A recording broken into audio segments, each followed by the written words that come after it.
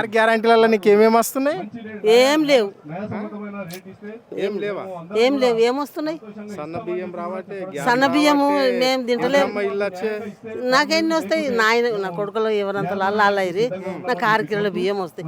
6 కిలోలు తెస్తామంటే కూడా నాకు శాతం అయితే లేదు. ఆయన మీదనే పోతున్నాయి, అవి కూడా ఆయన మీదనే పోతున్నాయి. నేను తెచ్చుకుంటూనే లేను. ఇక నా కొడుకులు అంటారు ఏం తెచ్చుకుంటే తీయమ పోనీ అక్కడ అంటే వాళ్ళు అంటున్నారు. ఇప్పుడు 4 నెలల దినం అయిపోయాయి, అవి కూడా తెచ్చుకుంటలేను. పింఛన్ లేదు, ఏం లేదు. ఇక పెద్దలు సంపాదించిందే, మేము కష్టపడ్డదే నా పేరు మీద ఉన్నది బిడ్డ. ఇందిరమ్మ ప్రభుత్వం ఇక్కడ నడుస్తుంది.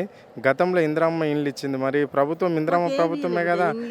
ఏమి ఇవ్వలే, ఇందిరమ్మ ఇండ్లు ఇవ్వలే, మాకు ఏది లేదు. ఏది లేదు. ఏమో తులం బంగారం అంటే అది లేదు, ఏది లేదు అంటున్నా కదా. నేను ఓట్లు వేస్తే కూడా ఒక పైసా కూడా ఎవడు ఇయ్యడు. ఆ ఊళ్ళో ఎంత పైసలు ఇస్తారు చూడు. ఈ ఊరు ఏది లేదు. ఇది నువ్వేమన్నా అనిపడి పట్ట పొలం, ఇది 4 పిడిలు కాసిన మా అత్త మామ తల్లిదండ్రి, వాళ్ళ తల్లిదండ్రి, మీరు మా మొగలు, మేము పిల్లలు పిల్లలు. ఇప్పుడు నా పిల్లలు తిందామంటే కదా ఇది తీసుకొని పోతా అంటే మనసు ఎంత కలకలంటది కదా. అంత కురుమలమే బిడ్డ. మేము గొడ్డు మేకలు ఉంటాయి మా తాన, కురుమగొల్లం మేము, కురుమగొల్లం బిడ్డ.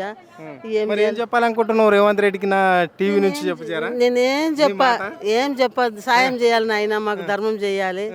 మాకు ఇంత పుణ్యం చేయి, నీకు పుణ్యం అవుతుంది, నీ పిల్లలకి నీకు పుణ్యం అవుతుంది, మా పిల్లలకి ఏదైనా బతుకు తెరువు చేయి. గంతనే కోరుతున్నాం కానీ నిన్ను తిట్టేది లేదు. మేము మాకు తిట్టరాదు, మేము తిట్టాం. మేము పేదోళ్ళం. ఇక పేదోళ్ళమో ఏమోళ్ళమో ఉన్నాం, కన్నా కష్టం చేసి బతికినాం నాయన, మాకు సాయం చేయాలి.